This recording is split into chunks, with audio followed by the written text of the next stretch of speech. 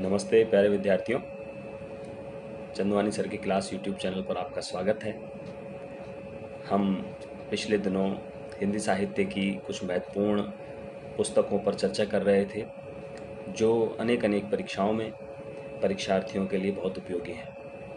और उसमें सबसे पहले हमने हिंदी साहित्य के इतिहास से संबंधित जितना मेरा अध्ययन है और जितनी मेरे पास पुस्तकें हैं, जितनी मैंने पढ़ी हैं और जितना मैंने उनको आत्मसात किया है, उस आधार पर मैंने आपको कुछ अच्छी पुस्तकें और उनको किस तरह से पढ़ा जाए इस संबंध में अपने विचार आपके सामने रखे थे। और कोई ज़रूरी नहीं है कि आप मेरे विचार माने हैं, लेकिन मेरा अनुभव है, तो मैं आशा करता हूँ आपको उस अनुभव से कुछ लाभ होगा और आप अपने लिए उपयोगी पुस्तकों का चयन करने में समर्थ हो पाएंगे। इसी क्रम में आज मैं कुछ अन्य पुस्तकें जो हिंदी साहित्य से संबंधित कुछ अन्य प्रभाग हैं, उनके लिए कुछ पुस्तकें आपके लिए लाया हूँ और मैं आशा करता हूँ कि इसके बाद भी आपको कुछ थोड़ा सा लाभ होगा ज़रूर। इसके बाद आप तय कर पाएंगे कि आपको कौन सी पुस्तकें पढ़नी चाहिए। तो सबसे पहले मैं, चूँकि हिंदी साहित्य का इतिहास के बाद जो सबसे प्रमुख प्रभाग है वह है काव्यशास्त्र। उसमें भारतीय और पाश्चात्य काव्यशास्त्र दोनों आ जाते हैं।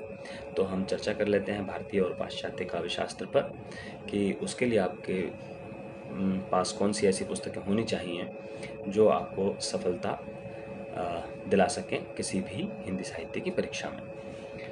तो यहाँ मैंने ज़्यादातर ये देखा है कि कई बार पूरा सिलेबस नहीं आता है और कुछ विशेष बिंदु आते हैं, तो आपको सिलेबस को बहुत ज़रूरी यहाँ पर पढ़ने की आवश्यकता रहती है कि आप सिलेबस में देखें कि आपको किन किन बिंदुओं पर अध्ययन करना है और उसके हिसाब से आप अपने पास जो उपलब्ध पुस्तक हैं या जो मैं बता रहा हूँ उन पुस्तकों से केवल चयनित अंश ही आपको पढ़ने होते हैं। ज़्यादातर ऐसा ही होता है। नेट आदि की परीक्षा में तो बहुत बड़ा है सिलेबस, लेकिन जैसे आप जाएँ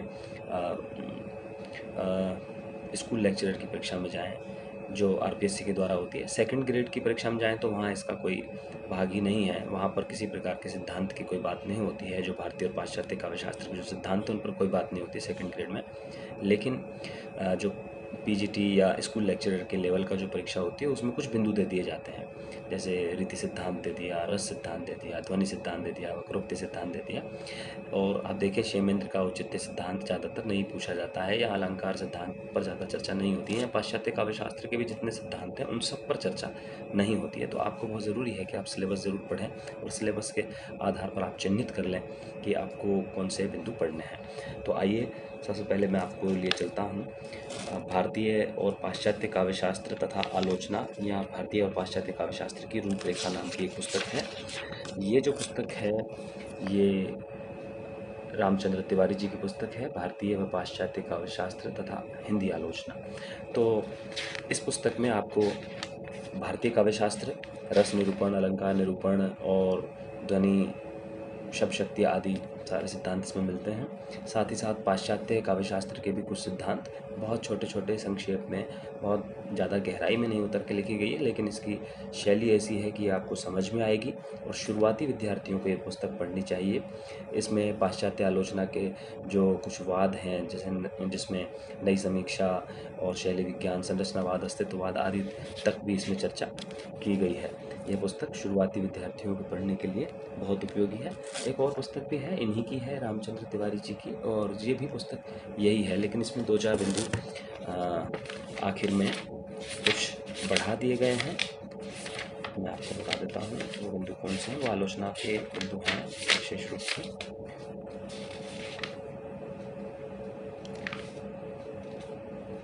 लगभग वही पुस्तक है, कोई बहुत ज़्यादा अंतर इन दोनों पुस्तकों में नहीं है। तो एक विश्वविद्यालय प्रकाशन की है और एक ये जो प्रकाशन है इसका लोक भारती प्रकाशन है। तो आप इन दोनों में से कोई भी एक पुस्तक ले सकते हैं शुरुआती विद्यार्थी। इसके बाद हम बात कर रहे हैं जो एक बड़े काव्यशास्त्र के बड़े विद्वान रहे हैं हिंदी साहित्य के, हिंदी में, डॉक्टर भगीरथ मिश्र। डॉक्टर भगीरथ मिश्र का काव्यशास्त्र, ये पुस्तक भी उपयोगी है। लेकिन इसमें भारतीय काव्य शास्त्र तो बहुत अच्छे से दिया है, लेकिन इसमें पाश्चात्य काव्य शास्त्र पर बहुत अधिक बात नहीं की गई है। केवल नीचे साहित्यालोचन के मानदंड में पाश्चात्य में कुछ बिंदु दिए हैं, जैसे बिंबवाद, प्रतीकवाद, अभिव्यंजनावाद। तो बहुत अधिक बात इसमें पाश्चात्य काव्य शास्त्र की नहीं की गई है। इसीलिए डॉक्टर भगीरथ मिश्र जी की ही दूसरी पुस्तक है पाश्चात्य काव्य शास्त्र। यह पुस्तक इस पुस्तक की पूरक पुस्तक मानी जा सकती है। तो आप अगर भारतीय काव्य शास्त्र और पाश्चात्य काव्य शास्त्र भगीरथ मिश्र जी द्वारा जो प्रदान किया गया है उसे पढ़ेंगे तो ये दोनों पुस्तकें आपको एक साथ लेनी होंगी। और थोड़ा सा इसका स्तर बढ़ जाता है। रामचंद्र तिवारी जी की जो शैली है वो थोड़ी सरल है, इनकी शैली थोड़ी सी जटिल है। तो ये पुस्तक भी उपयोगी सिद्ध होती है दोनों साथ में। और इसके बाद जिस पुस्तक पर मैंने बहुत ज़्यादा भरोसा किया है और जिसे मैंने पढ़ा है वह पुस्तक है डॉक्टर सत्यदेव चौधरी, डॉक्टर शांति स्वरूप गुप्त की भारतीय तथा पाश्चात्य काव्य शास्त्र।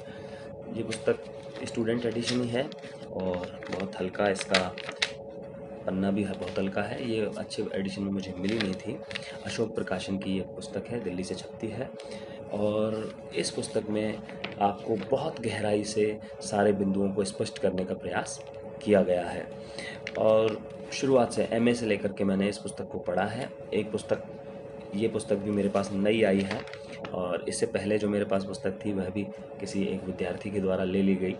उसे आपत्ति लगानी थी, वकील को दे दी गई और वकील के द्वारा वो वापस नहीं आ पाई, तो उन्होंने मुझे जयपुर से ला करके पुस्तक प्रदान की।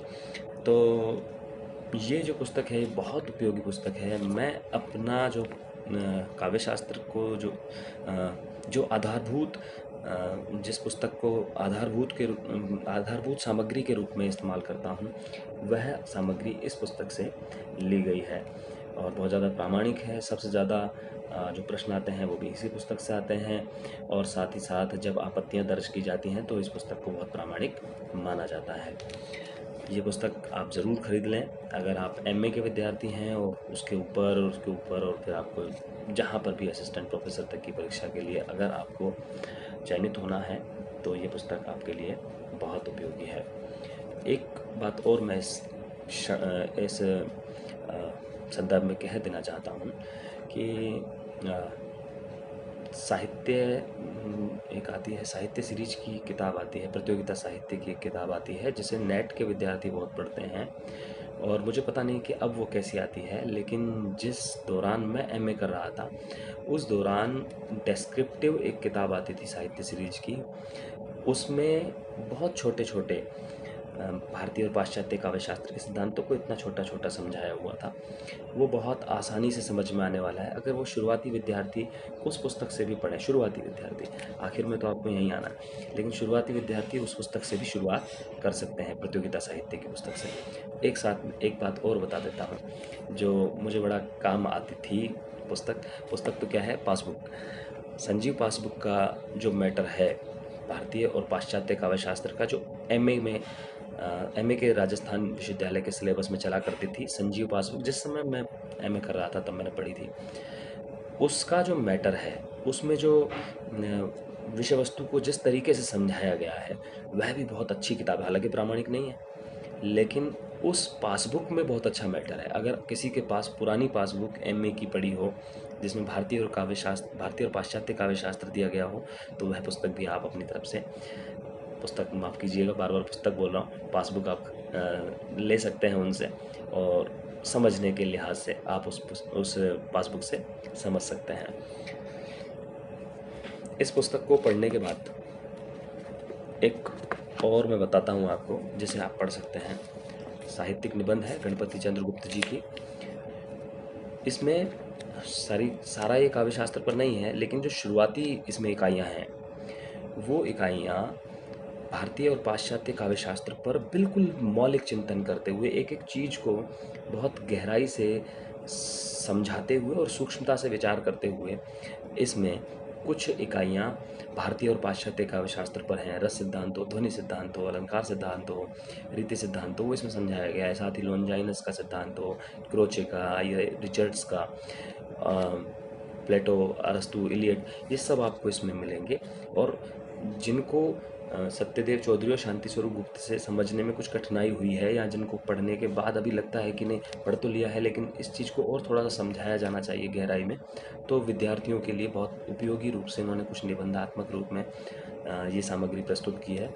तो आप इसकी जो शुरुआती इकाइयाँ हैं वह आप इसमें से पढ़ सकते हैं, जो कि 201 पृष्ठ की जो शुरुआती इकाइयाँ हैं ये आप इसमें से पढ़ सकते हैं। इसके बाद इसमें हिंदी साहित्य का इतिहास है, और हिंदी साहित्य का इतिहास वही वाला है जो हिंदी साहित्य का वैज्ञानिक इतिहास में इनके पुस्तक में मिलता है, और यहाँ से आपको हिंदी साहित्य का इतिहास नहीं पढ़ना है। अब मैं बात कर लेता हूँ कुछ और पुस्तकों की जो मेरे पास उपलब्ध नहीं है लेकिन जिनका नाम खासा प्रचलित है। उसमें पाश्चात्य काव्यशास्त्र के लिए एक देवेंद्रनाथ शर्मा जी की, आचार्य देवेंद्रनाथ शर्मा जी की एक पुस्तक बहुत महत्वपूर्ण मानी जाती है।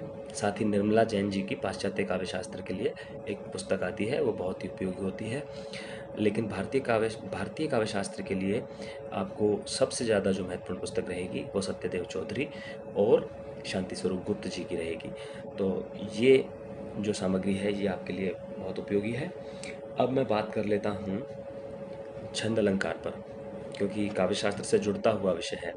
कुछ लोग कह देते हैं इसको व्याकरण, कई सारे विद्यार्थी कहते हैं कि सर व्याकरण नहीं समझ में आ रही है, छंद अलंकार नहीं समझ में आ रहा है। मैं उनको कहता हूँ कि भैया छंद अलंकार जो है वो व्याकरण नहीं है, वो काव्यशास्त्र का ही भाग है, तो आप काव्यशास्त्र में ही इसको माना कीजिए। और जो सबसे पहली पुस्तक मैंने खरीदी थी काव्यशास्त्र को छंद अलंकारों को समझने के लिए, वो पुस्तक थी अलंकार पारिजात नरोत्तम स्वामी जी की। ये पुस्तक बहुत प्रारंभिक स्तर की पुस्तक है। 10वीं 12वीं में हमारे पास हुआ करती थी ये किताब, जब हिंदी साहित्य हमारे पास विषय के रूप में था 11वीं 12वीं में, तब ये पुस्तक हमारे पास थी। इसमें से बहुत सारे उदाहरण आते हैं, बहुत अच्छी पुस्तक है, शुरुआती विद्यार्थियों के समझने के लिए उपयोगी है, लेकिन लक्षणों को उतनी गहराई से नहीं समझाती है, और इसमें जो उदाहरण हैं वो भी सीमित हैं। और मैं आपको बता देना चाहता हूँ कि छंद अलंकार में आपने परिभाषा पढ़ ली, उसका कोई उपयोग नहीं है। परिभाषा के साथ आपने उदाहरणों को लिखने का, उनको आत्मसात करने का, उनको समझने का जितना अधिक अभ्यास किया है वो आपको काम आता है। उसके अलावा आपने केवल ये याद कर लिया है कि एक जैसे दो शब्द जब एक स्थान पर आ जाएं, एक वाक्य में आ जाएं, और वो जब उनके अर्थ अलग अलग हों तो वहाँ यमक अलंकार होता है। ये सब जगह एक ही बात मिलेगी, कोई अंतर नहीं मिलेगा, कोई उसमें घटत बढ़त नहीं कर सकता है। लेकिन आपको यमक अलंकार के कितने उदाहरण आते हैं, क्योंकि कई बार पंक्ति ही ऐसी आ जाती है कि समझ नहीं आती है। जब पंक्ति ही समझ नहीं आएगी तो आपको पता ही नहीं चल पाएगा कि इसमें मालोपमा है तो कैसे है, और हेतु प्रेक्षा है तो कैसे है ना। तो इसीलिए आप परिभाषा समझ लें एक पुस्तक से, और फिर ज़्यादा से ज़्यादा आप उदाहरणों का संकलन करने का प्रयास करें, और उन उदाहरणों को अनेक पुस्तकों से समझने का प्रयास करें, क्योंकि जब तक बात समझ नहीं आएगी तब तक आप इसके केवल परिभाषा के आधार पर उत्तर सही नहीं कर सकते हैं। तो मैंने तो ऐसा ही किया है, जैसे मैंने यमक अलंकार की परिभाषा एक बार लिख दी है, और उसके बाद नीचे मेरे नोट्स में, अभी मैंने वो निकाले नहीं है इसलिए नहीं दिखा पाऊँगा आपको, लेकिन मैंने जितनी पुस्तकें पढ़ी हैं उनमें जितने मुझे अलग उदाहरण लगे हैं, जितने महत्वपूर्ण उदाहरण लगे हैं, वो सारे उदाहरण मैंने जैसे एक परिभाषा के नीचे लगभग यमक अलंकार के 50 उदाहरण लिख लिए हैं, और 50 उदाहरणों को बार बार पढ़ लिया है। तो अब उन 50 उदाहरणों में से यदि कोई एक उदाहरण किसी परीक्षा में आ जाता है तो मुझे डरने की आवश्यकता नहीं है। और जो सामान्य पुस्तकें प्रचलित हैं वहीं से ही पेपर बनाने वाला भी कोई उदाहरण उठाता है, अपने मन से कोई उदाहरण नहीं देता है, ज़्यादातर उन्हीं पुस्तकों से उठाता है। अब उन्हीं पुस्तकों से आपने उदाहरण संकलित कर रखे हैं, तो आपको कोई समस्या इस प्रकार से नहीं आती है। तो ये पुस्तक प्रारंभिक स्तर के विद्यार्थियों के लिए है, आप ले सकते हैं, शुरुआती विद्यार्थी ज़्यादातर होती है। एक पुस्तक से समझने के लिए लक्ष्मी नारायण चातक जी की ये पुस्तक है काव्यांग पारिजात। इस पुस्तक से आप परिभाषाओं को या लक्षणों को समझ सकते हैं। ये बहुत अच्छे से समझाती है किसी भी अलंकार के पीछे जो लक्षण है, उसकी परिभाषा है, उसको समझाने के लिए ये पुस्तक बहुत उपयोगी है। आप इसको ले लें। उदाहरण इसमें बहुत ज़्यादा नहीं है, बहुत अच्छे नहीं हैं, उदाहरण इसमें से आते भी नहीं हैं। परीक्षाओं में जब आपको उदाहरण आएगा कोई पेपर में, तो वो इसमें से नहीं आएगा, लेकिन ये आपको समझाएगी कि यमक अलंकार के भेद क्या हैं, उन भेदों की विशेषताएं क्या हैं और उन भेदों में क्या अंतर है। तो बहुत अच्छे से उसको गहराई से उसकी व्याख्या प्रस्तुत करती है। तो आप ये पुस्तक लें समझने के लिए। इसके बाद 2-3 पुस्तकें और हैं मेरे पास। काव्यांग विवेचन, डॉक्टर हेतु भारद्वाज जी, जयपुर के विद्वान हैं और बहुत अच्छे इंसान हैं, बहुत अच्छे से मैं इनसे मिला हूँ। लेकिन इनकी पुस्तक में बहुत अच्छे उदाहरण भी हैं, संकलन भी अच्छा है, लेकिन बहुत सारे उदाहरण गलत दिए हुए हैं। तो मैं आपसे आशा करता हूँ कि केवल इस पुस्तक के सहारे न रहें, क्योंकि बहुत सारे विद्यार्थी पूरे राजस्थान में इस पुस्तक को पढ़ते हैं और इसके आधार पर परीक्षाएं देते हैं। तो इसमें बहुत सारे उदाहरण, जैसे कोई उदाहरण है हेतुत्प्रेक्षा का, लेकिन वो फलोत्प्रेक्षा में डाल दिया गया, फलोत्प्रेक्षा का हेतुत्प्रेक्षा में डाल दिया गया, और उदाहरणों के स्पष्टीकरण नहीं है, उदाहरण कहाँ से लिए गए हैं ये भी नहीं है। तो ये पुस्तक आप पढ़ लें, लेकिन सबसे आखिर में पढ़ें जब आपके पास इतनी आप चीज़ों को समझ गए हों, और उसके बाद आप ये फैसला कर पाएँ कि ये सही है और ये गलत है। नहीं तो ये आपको शुरुआत में अगर आपने पढ़ ली तो फिर आप थोड़ा सा कंफ्यूज हो जाएंगे। तो ये केवल संकलन के लिए, जब आप 2 ये पुस्तकें पढ़ चुके हो तब आप इसको पढ़ सकते हैं, इनमें से संकलन कर सकते हैं उदाहरणों का। लेकिन सारे उदाहरणों की गारंटी सही है या गलत है, इसकी गारंटी मैं नहीं लेता हूँ और कोई भी नहीं लेगा। एक और पुस्तक है, राजस्थान में ही चलती है, हरिचरण शर्मा जी की काव्यांग पारिजात है, और ये एक सामान्य पुस्तक है, शुरुआती विद्यार्थियों के लिए काम की है। माफ़ कीजिएगा, आवाज़ आज शायद कुछ थोड़ी कम रहेगी, क्योंकि ये उतना अच्छा शायद इसका माइक नहीं है। तो आप थोड़ा सा गहराई से सुन लेंगे एकांत में ईयरफोन लगा करके, तो आपको कठिनाई नहीं होगी। एक पुस्तक काव्यांग प्रभा, डॉक्टर नवीन नंदवाना जी की है।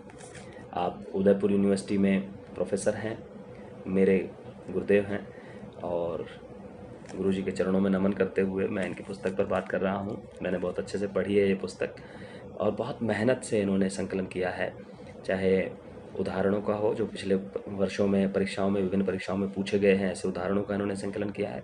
साथ ही इन्होंने एक एक उदाहरण के नीचे लिखा है कि यह उदाहरण कहाँ से लिया गया है, साकेत से लिया गया है या उर्वशील से लिया गया है या कुरुक्षेत्र से लिया गया है। तो इस पर बहुत अच्छा प्रयास किया है, और साथ ही साथ विषय वस्तु को बहुत गहराई से समझाने का भी प्रयास किया गया है। जो मैंने पुस्तकें आपको बताई हैं, उन पुस्तकों में सबसे श्रेष्ठ पुस्तक मुझे ये लगती है, तो आप ज़रूर ले लें। मलिक एंड कंपनी पर 150 रुपये मात्र की ये पुस्तक है, और ऐसा ना समझिएगा कि मैं एडवर्टाइज़ कर रहा हूँ, लेकिन ये पुस्तक आपको जब पढ़ेंगे, अन्य पुस्तकें पढ़ कर के जब इस पुस्तक को पढ़ेंगे, तो आपको मैं गारंटी देता हूँ कि आपका अनुभव बहुत अलग होगा। तो ये पुस्तक आप ज़रूर लें। थोड़ी चर्चा भाषा विज्ञान और व्याकरण पर भी कर लेते हैं। हालांकि इनके इतने महत्वपूर्ण, इतने ज़्यादा बिंदु इसमें नहीं आते हैं किसी भी परीक्षा में, लेकिन थोड़ी थोड़ी बातें आती हैं। हिंदी भाषा का विकास और भाषा का मानकीकरण और देवनागरी लिपि का मानकीकरण आदि जो बिंदु आते हैं, चाहे वो नेट में हो, चाहे वो स्कूल लेक्चरर में हो, कॉलेज लेक्चरर में हो, या सेकंड ग्रेड हिंदी जो आरपीएससी द्वारा आयोजित होती है, उसके लिए मेरे पास 2 पुस्तकें हैं, और दोनों ही पुस्तकें बढ़िया हैं। आपको दोनों ही पुस्तकें पढ़नी चाहिए। एक है हरदेव बहारी जी की हिंदी भाषा, और एक है भोलानाथ तिवारी जी की हिंदी भाषा। ये दोनों ही पुस्तकें बढ़िया हैं, दोनों ही पुस्तकें आपको पढ़नी चाहिए, दोनों ही प्रामाणिक हैं। और एक गलतफहमी कई बार हो जाती है, मैं आपको थोड़ा सा बता दूं, कि जब आप किसी पुस्तक की दुकान पर जाएंगे और उनसे कहेंगे कि भोलानाथ तिवारी जी की हिंदी भाषा दे दीजिए, तो वो आपको एक बहुत मोटी किताब भाषा विज्ञान पकड़ा देते हैं। तो आपको भाषा विज्ञान नहीं लेनी है। यदि आप एमए के विद्यार्थी हैं तो भाषा विज्ञान पढ़ें, लेकिन भाषा विज्ञान उसके बाद किसी परीक्षा में नहीं आती है ज़्यादातर। अगर कहीं आती है तो 1-2 प्रश्न आते हैं। वहाँ तक आपको उतनी गहराई पे जा कर के प्रतियोगी परीक्षाओं में तैयारी करने की आवश्यकता नहीं है। हिंदी भाषा नाम ध्यान रखें, और हरदेव बहारी जी की हिंदी भाषा का नाम ध्यान रखें। ये दोनों ही पुस्तकें ले लें, किसी एक पुस्तक से काम नहीं चलेगा। एक पुस्तक और भी आती है हेतु भारद्वाज जी की, वो आपको मिल जाए तो ठीक है, लेकिन नहीं मिले तो कोई घबराने की ज़रूरत नहीं है। जो सारे प्रश्न पूछे जाते हैं वो इन दोनों पुस्तकों से पूछे जाते हैं। अब थोड़ी सी बात व्याकरण की कर लेते हैं, और व्याकरण की बात हम शुरुआत करते हैं कामता प्रसाद गुरु जी से। कामता प्रसाद गुरु का हिंदी व्याकरण है, बहुत पुराने ज़माने का लिखा हुआ है। आप जानते हैं भाषा परिवर्तित होती रहती है, और भाषा परिवर्तन के साथ साथ व्याकरण में भी परिवर्तन होता है। भाषा के आधार पर व्याकरण लिखा जाता है, व्याकरण के आधार पर भाषा कभी भी निर्मित नहीं होती है। भाषा परिवर्तनशील है, इसीलिए व्याकरण के सिद्धांतों में भी परिवर्तन होता है। और अगर व्याकरण के सिद्धांतों में परिवर्तन नहीं होता है तो भाषा संस्कृत बन जाती है, और संस्कृत आप जानते हैं कि प्रचलन से बाहर हो चुकी है। तो इसीलिए भाषा का परिवर्तन होना भी बहुत ज़रूरी है। ये पुस्तक बहुत पुरानी है, 100 साल पहले लिखी गई है, इसीलिए बहुत ज़्यादा आज के उपयोग में ये नहीं आती है, लेकिन जो मूल सिद्धांत हैं व्याकरण के उसको समझने के लिए ये पुस्तक ठीक रहती है। जो सामान्यतः हमारे प्रश्न आते हैं उनमें से इसमें एक भी आपको मिलेगा नहीं, केवल व्याकरण के सिद्धांतों को समझने के लिए पुस्तक काम की है। व्याकरण क्या है? व्याकरण भाषा का गणित है, भाषा गणित नहीं है, भाषा का गणित है व्याकरण, और उस गणित को समझाने का प्रयास ये बहुत अच्छे से करती है। ये पुस्तक आप तब लें जब आप बिल्कुल व्याकरण के सिद्धहस्त होना चाह रहे हैं और केवल आपका उद्देश्य व्याकरण को समझने का, पढ़ने का, समझाने का, आप व्याकरण के अध्यापक होना चाहते हैं तो आप ये पुस्तक लें। लेकिन सामान्य परीक्षार्थियों के लिए ये पुस्तक काम की नहीं है। 2 पुस्तकें हरदेव बहारी जी की हिंदी शब्द अर्थ प्रयोग है। ये पुस्तक सामान्य पुस्तक है, बहुत ज़्यादा गहराई में इसमें नहीं है, लेकिन अच्छे प्रश्न मिलेंगे, अच्छे उदाहरण मिलेंगे, आप इसे पढ़ सकते हैं। उससे थोड़ी सी सरल पुस्तक है आधुनिक हिंदी व्याकरण और रचना, वासुदेव नंदन प्रसाद जी की ये पुस्तक है। तो आप इस पुस्तक को भी ले सकते हैं जब आप सामान्य व्याकरण पढ़ चुके हों। इस कोटि में मैं 2 पुस्तकों की बात करूंगा। राघव प्रकाश जी जयपुर के विद्वान हैं, बहुत बड़े व्याकरणविद हैं, और व्याकरण के क्षेत्र में मैं तो कहता हूं कि क्रांति का काम आधुनिक काल में अगर किसी ने क्रांति लाई है परीक्षा उपयोगी पुस्तकों को बनाने में, तो ये जो परीक्षा उपयोगी पुस्तक है सामान्य हिंदी, ये बहुत महत्वपूर्ण पुस्तक है। और दूर दूर तक जो विद्यार्थी हिंदी व्याकरण की तैयारी करते हैं उनके पास ये पुस्तक होती है। बहुत मौलिक चिंतन किया है, हालांकि आरपीएससी के विद्वानों के साथ, आरपीएससी में जो पेपर बनाते हैं विद्वान, उनके साथ इनके मतों का जो है वो मेल नहीं मिलता है, और यही कारण है कि इस पुस्तक को वो प्रामाणिक नहीं मानते हैं। लेकिन व्याकरण के संबंध में मान्यताओं को बहुत अच्छे से स्पष्ट किया गया है, बहुत गहराई से चिंतन किया गया है, और मेंस, आरएएस मेंस वगैरह की परीक्षा देने वाले विद्यार्थियों को संक्षिप्तीकरण हो, पल्लवन हो, पत्र प्रारूप लेखन हो, निबंध लेखन हो, उसमें ये पुस्तक बहुत या पारिभाषिक शब्दावलियों का प्रयोग हो, तो उसके लिए ये पुस्तक बहुत काम आती है। ये पुस्तक आप बहुत गहराई से व्याकरण को समझने के लिए लें। लेकिन मैं जिस पुस्तक से पढ़ता हूँ या मैंने पढ़ा है, या क्योंकि व्याकरण उतना आता भी नहीं है, अगर आप देखें 2nd ग्रेड में, 1st ग्रेड में, नेट वगैरह में बहुत ज़्यादा नहीं आता है।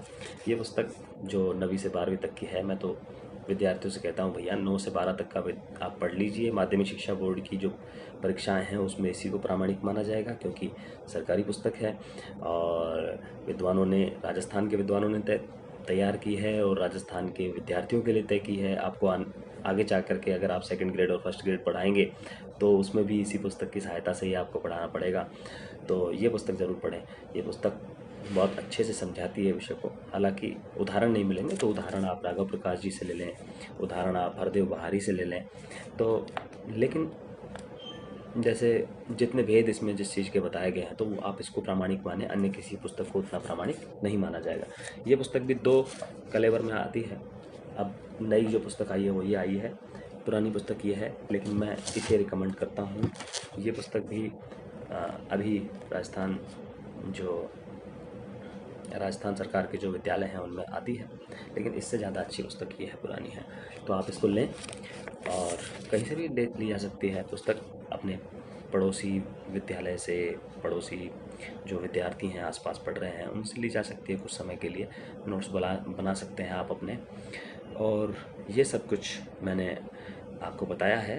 मैं आशा करता हूँ कि इन सब पुस्तकों से आपको निसंदेह लाभ पहुँचेगा और आप एक सही दिशा में पढ़ाई कर पाएंगे। हिंदी साहित्य को, हिंदी से जुड़ी हुई व्याकरण और जितने भी बिंदु हैं उनको समझने में आपको सुविधा होगी। इस पूरे विश्लेषण के बाद आपको अच्छा लगा हो तो अपने विद्यार्थियों तक भी ये सारी जानकारी आप पहुंचाइए। आपके सहपाठियों को, आपके जो मित्र हैं उन तक भी ये बातें सारी पहुंचाइए।